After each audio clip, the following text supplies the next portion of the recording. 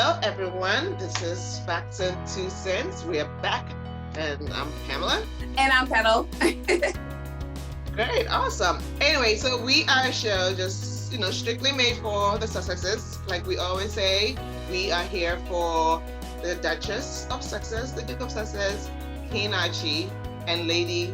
So Prince and Princess of Montecito, Archie and Lilibet, that's her name, Lilibet, Lily Diana, Doria, Queen Mother Doria, Pula, Guy, and all the chickens.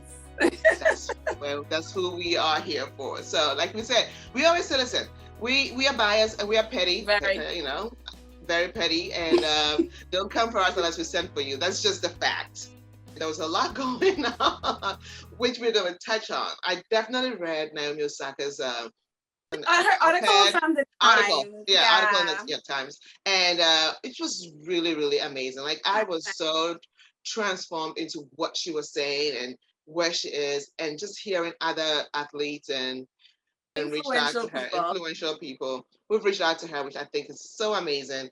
What was your take on Naomi Osaka? Well, the funny thing is, when this whole thing started, when she had put out the tweet that she's not going to be doing press conferences during the French Open, I was like, yeah. So I didn't know, the background of what was going on with her specifically. I didn't need it because one, I've always hated those things. I've always hated because I've seen some of them and they've been so antagonistic, and I've never thought those things were beneficial to anyone. Right. It definitely was not beneficial to me as a viewer, watching it, because some of the questions like the reporters would ask the players were so stupid. Some of them did not even see the match that they would refer to them by different names. They didn't see the match, so they would ask. I mean, I've seen somewhere, you know what I mean? I felt like if I was sitting in Serena or Venus's shoe, I'd probably take my shoes off and throw it at one of them. Because you might have woken up with violence this morning. Totally. Because, it's just, especially in, say Wimbledon, it's like they have these attitudes that it's almost like they're better than the players. Exactly. Yeah. And that's why I've always hated, those. Go ahead. Yeah, I was going to say, it's so devaluing, right? Yeah. It's so devaluing. And the mindset for me is that these reporters feel like the players owe them.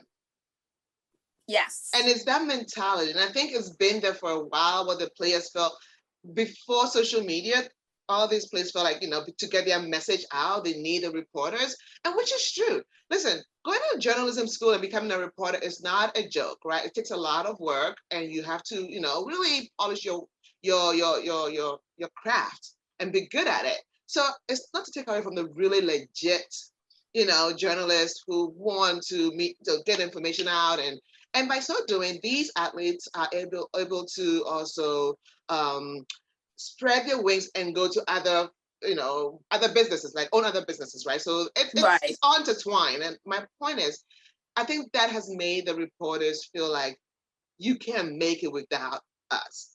Exactly. There's this subliminal mindset that we make you, right? Exactly. And so what we want, you have to succumb to those things.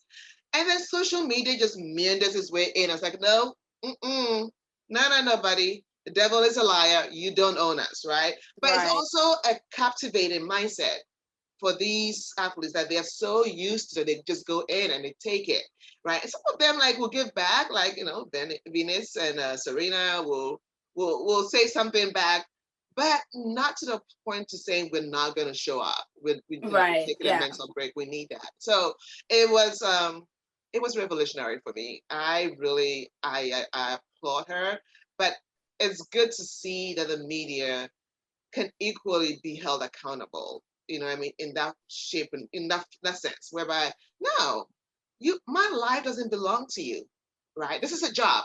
This is my talent. Venus said it best. Like what I do, you can do. Right. You never be better. You never better than me. I love Venus. She does her walk off. I'm like on the film. I'm like, I'm not God. Hello. talk to God. But I think it was really it's hard to see when they'll tell you, so so you didn't play well at all, you didn't do this at all, like, do you think your failure is like such, like, where is the common sense of being tactful? Like, these are not politicians that even politicians, you want to be a little bit respectful. These are athletes, and some of them are really young. Like, do you even consider that before you just go into like the jugular? It's, come on. And a lot of times too, really all the time, these players just came out of a mentally draining match.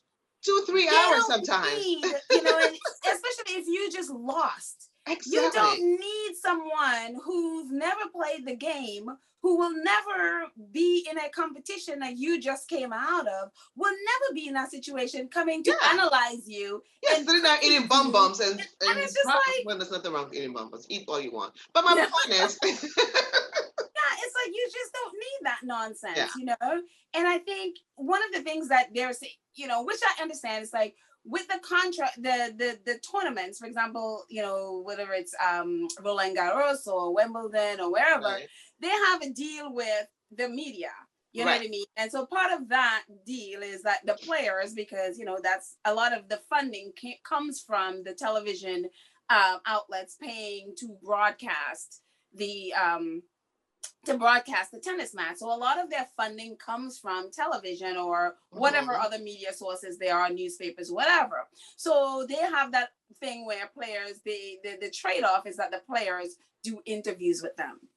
And it's like Naomi was saying, they've got to find a different way of doing this than having some poor player just come off of a match and having to sit in front of a ton of these people, ignorant people, sometimes racist, sometimes just completely just arrogant and nasty, and then coming to question you. And it's just like, how is that beneficial for the players? Because then you think of, you look at Naomi Osaka, what just happened to her at Roland Garros. They basically bullied her. Exactly. And then teamed up with, Wimbledon, US Open, and the Australian Open to bully her. Shame on them for doing that. That was like so disgraceful. To ban her from the and yet they're all for mental wellness, which is like such hypocrites. Hypocritical. I know. Such hypocrites. And one of the things, the WTA. Why? Exactly. Why didn't they say anything? I'm so angry at them. What she said in her, and what Naomi was saying in her article was that it wasn't that she didn't want to speak to the press. She even mentioned an example. It's like, when you're even at your job, you have sick days. Hey, in tech companies, you have mental wellness day. You take days off just for your mental wellness, right? You just want to take a day off just to reset. And if somebody is feeling like, and if someone take a day off from their job, the HR is not saying, hey, come back to work, or whatever the case may be. It's just like, no, they need, the sick day, they take a day off. So why can't these players take a day off from their press, obligations? Exactly. Obligations? They should be able to. If she feels like, maybe make it official. You have every tournament, you have 2 days off.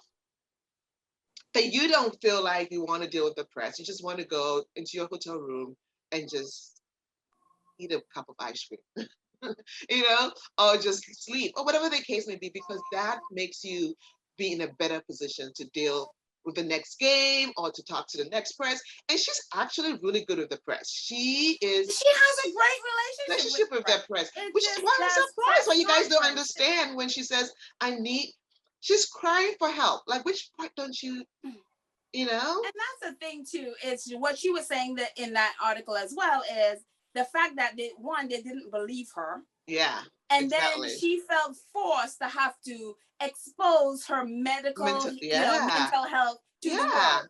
But, so and again, it goes back to the fact is, when white women say things, people believe them. When black and women of color say things, people are like, everybody's like, well, you know what I mean? You feel like you have to expose your whole life for people to take notice, and then you have to reveal every every single thing for You someone have to to go the possibly extra believe mile. you. Yeah, you have to go the extra mile to To, divulge for people to everything for believe you. people to believe you. You know what I Yeah, mean? if And a white person says it, everybody drops everything. And like, oh my gosh, and you want to know the weird thing about it? Because they fined Naomi because the 2 matches she played, she did not do press conference. So they fined her, what, $10,000 each, whatever. Yeah, right. When she withdrew, the president of Roland Garros, the president of the French Open, had like a press conference, whatever.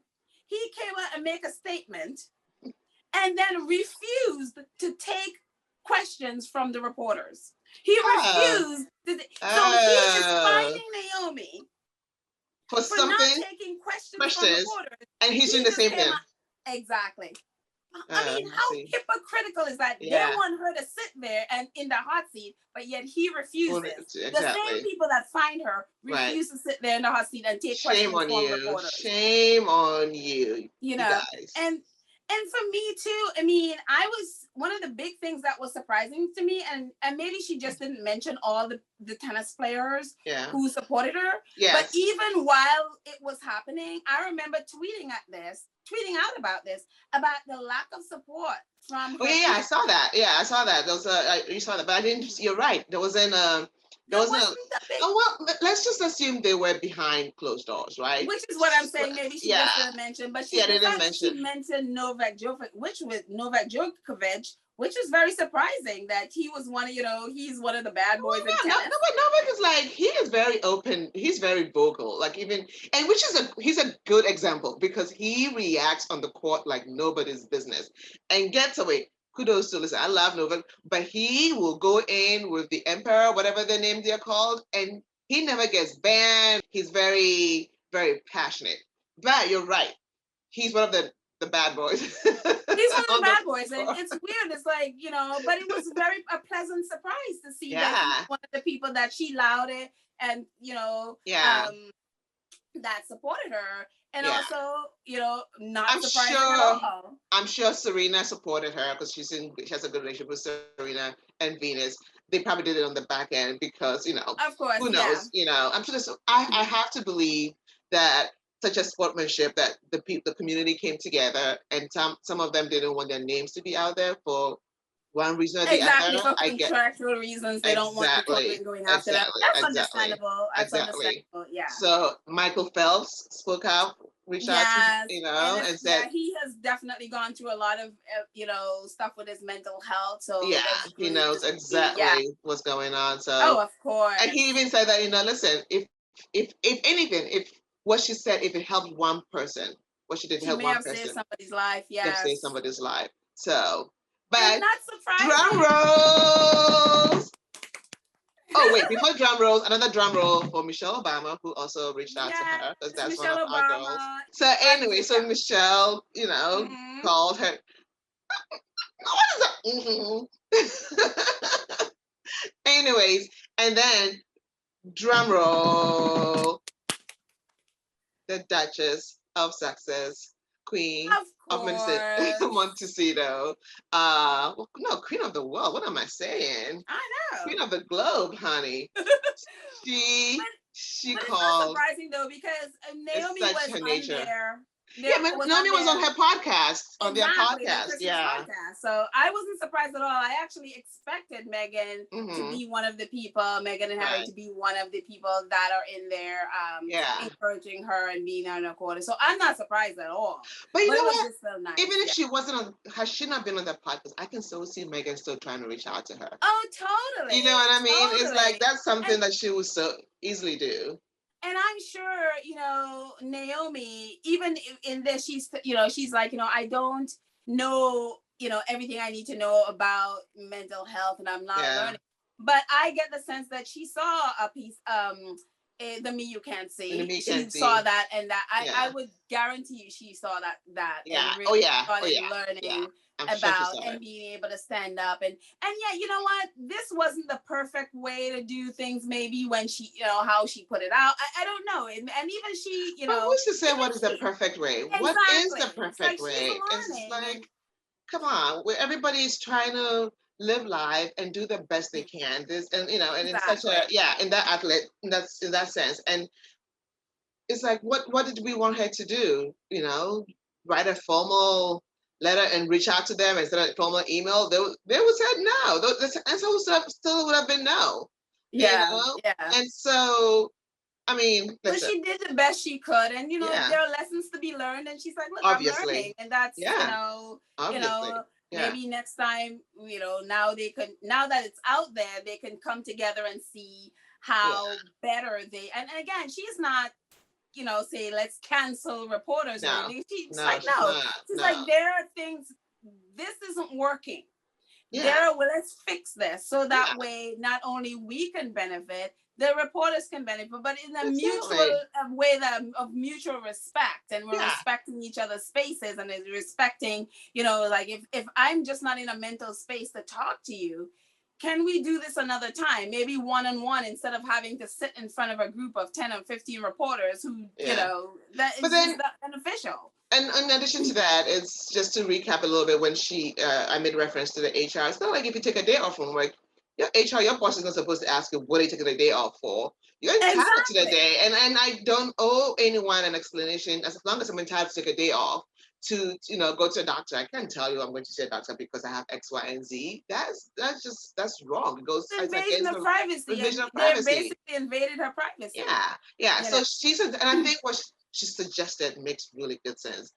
These athletes are there, and if we are playing from the beginning to the tournament to the end, and you like Serena, every match she's being interviewed every match. That's exhausting. Now Serena yeah, has a thicker skin, and she probably could just take it because she's been doing this longer. But even that, she's still human, and she will probably appreciate a day that after the match she can go and play with her daughter and just chill out instead of just coming to sit down with the press and answer the same questions. They're not creative at all. These no, press they're school, not. they And I ask the think, same questions over and over and over again. What do you think about this? What could you have? I was like, okay, whatever, brain dead. yeah. And I think too, you have to look at the tournaments too. It's like, just in the way how Naomi Osaka was #1 player in the world, Mm-hmm. and this is how you treat her. You bully Wait, her. no, but are you surprised? It is not. Serena was number player of the world for several years. Look at how badly they treated her. Yeah, and So that's it's what I'm like, saying. It's just like those tournaments.